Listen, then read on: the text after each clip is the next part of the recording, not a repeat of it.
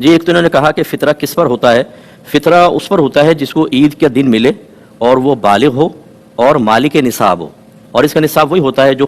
زکوٰۃ والا ہوتا ہے، لیکن بس فرق یہ ہوتا ہے کہ اس پہ سال گزرنا شرط ہوتا ہے، اس پہ سال گزرنا شرط نہیں ہے۔ اور مصارف بھی ایک جیسے مفتی ہاں بتا رہا ہوں، تو اس کا مطلب یہ ہوا کہ جس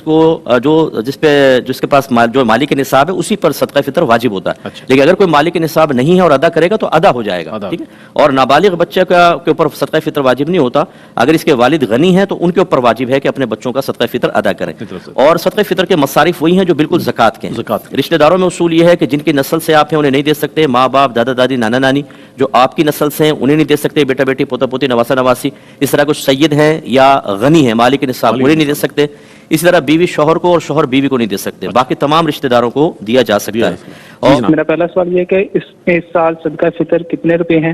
اور دوسرا سوال یہ ہے کہ باہر کے ممالک والے اگر پاکستان میں صدقہ فطر دینا چاہیں تو کس حساب سے دیں گے، پاکستان یا غیر ملک کے مطابق؟ اور صدقہ فطر 320 روپے تقریباً